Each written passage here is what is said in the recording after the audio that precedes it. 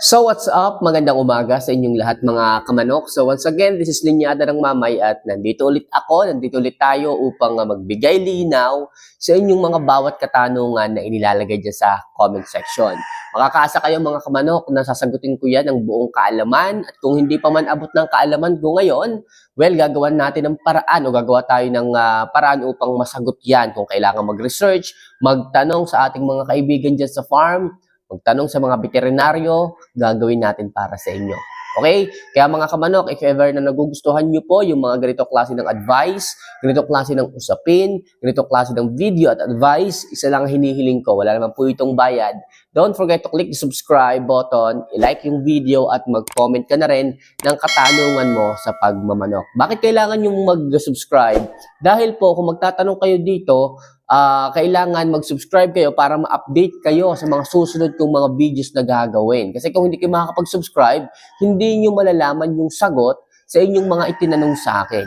Kaya, kailangan nyo mag-subscribe dahil wala naman po yung bayad. Okay? So mga kamano, kung nagawa nyo na po yan, maraming salamat at simulan na po natin ang ating sagutan sa inyong mga katanungan sa comment section. Okay, so mega shoutout muna natin si Armando Molina. Ayan, so ito po ang ating unang questionnaire. Ayan, so Idol, tanong ko lang po kung paano at gaano katagal ang bisa ng mga bawat vaccine na ginagamit natin sa mga sisiw. Lahat na Idol, Paulfox, Lasota B1B1, Bumboro, thanks boss. Okay, so Armando, maraming salamat sa katanungan mo. Actually, mga kamanok, ang ating pong vaccine, yan po ay binibigay natin for prevention. Okay, kagaya po ng NCD B1B1. Yan po ay mahinang form ng NCD Lasota. Okay, so ito po ay anti-peste. Yung makikita natin na yung ating mga alaga, bigla na lang pong mahuhulog sa hapunan, tapos nanlalagas po yung balahibo. So, sign po yun na may peste sa inyong mga alaga o sa inyong bakuran. So, sa unang linggo, nagbibigay tayo ng NCD B1B1 kasi may times na yung ating mga sisiw sa ganong edad, nagkakaroon po ng peste o pwede silang tamaan ng peste. Kahit sila ay day old or 1 week old, maaari po silang dapuan ng ganitong klase ng sakit. Kaya nagbibigay tayo ng NCD B1B1. Alright, so mahinang form po ito. Okay, halimbawa, ngayong araw na to, dumaan ng peste sa inyong manukan. Halos lahat nag-abroad. Kung hindi kayo nakapag-vaccine, lahat nag-abroad. Ang nabigyan nyo lang po is yung maliliit. Okay, yung maliliit na 1 week old. Makikita nyo, sila lang yung natira.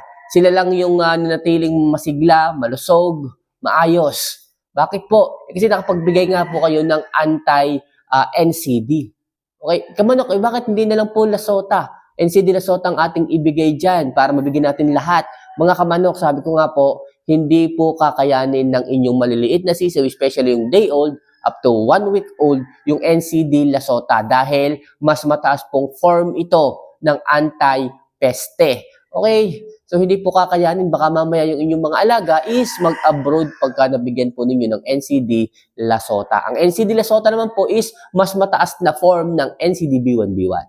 Okay, so ngayon mga kamanok, binibigay natin yung NCD B1B1 1 day up to 7 days dahil yung po yung age ng manok o sisiw na kaya nila yung ganong klase ng bakuna, NCD. Okay, anti-NCD. Alright, ngayon, pag sila po ay, lumaki-laki na, naging 3 weeks old na po sila, doon po, kaya na po nila ang NCD Lasota. Kaya po tayo ay nagpa-follow up ng NCD Lasota sa kanila. Para sa ganon, hanggang paglaki po nila, nandoon na po yung protection nila sa kanilang immune system. Okay? So parang agad tayo, nag-booster ka agad.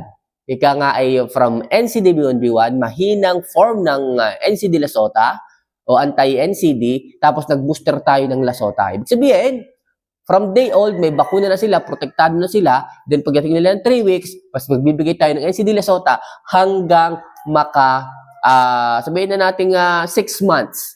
Okay? Kasi nakikita ko dapat every 6 months nagpa-follow up tayo ng vaccine. Okay? Especially yung NCD Lasota. Okay? Nakikita ko kasi every 6 weeks tumatama yung peste na ganyan. Hindi man every weeks o every 6 weeks. So, madaling sabi, nag-iingat lang po tayo. Okay, lalo na kung tayo may mga farms, may mga imported materials tayo, mahalagang-mahalaga po. Kahit yung NC de la Sota lang po kasi yun naman po lang ang yun naman po kasi ang madalas mangyari, okay, na hindi natin inaasahan. Lalo na kung may mga yun nga, may mga peste, hindi natin masasabi yan. So, kaysa tayo ay magsisi sa bandang huli, mag-follow up na tayo every 6 weeks ng NC de la Sota. Kung medyo marami-rami naman yung alaga natin, wala tayong magiging problema kasi mabibigyan natin silang lahat. Okay, yun ang mga fowl packs. So, minsan lang tayo magbigay. So, day 20 and up, dun tayo nagbibigay kasi doon po sa point na yon talagang nag-start na magkaroon ng fowl packs, kinakagat na po ng lamok. Sila po yung carrier eh. Yung mga lamok po ang carrier ng virus, ng bakterya.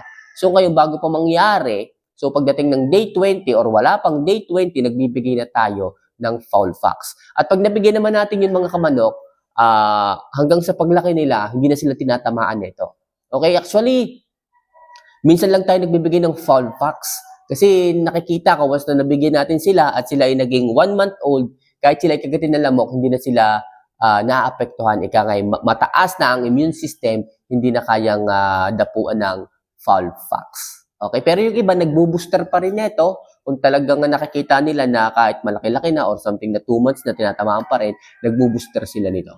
Okay, yung gumboro naman, ganun din po. May gumboro 1, gumboro mild. Merong time talaga, specific time. Halimbawa, 2 weeks old, nagkakaroon na nito. Kaya nagbibigay tayo ng mild. Then, nagpa-follow up tayo every 4 weeks.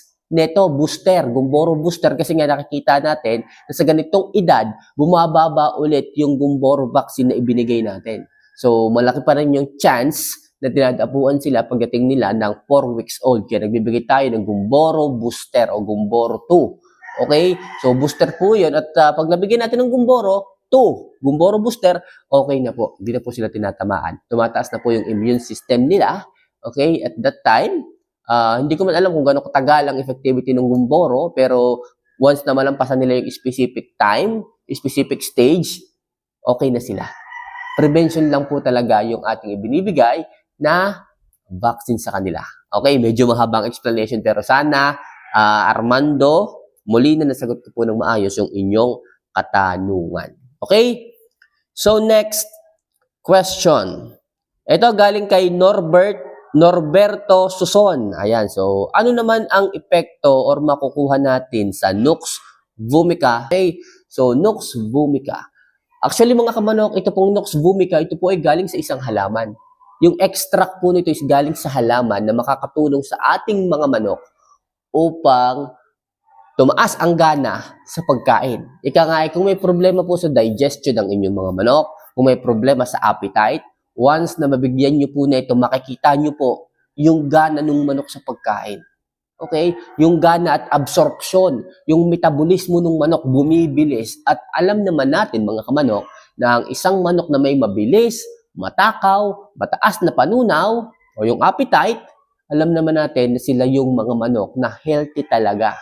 So, mataas din po ito sa vitamin K mga kamanok. At alam niyo naman po kung ano ang meron sa vitamin K. So, ang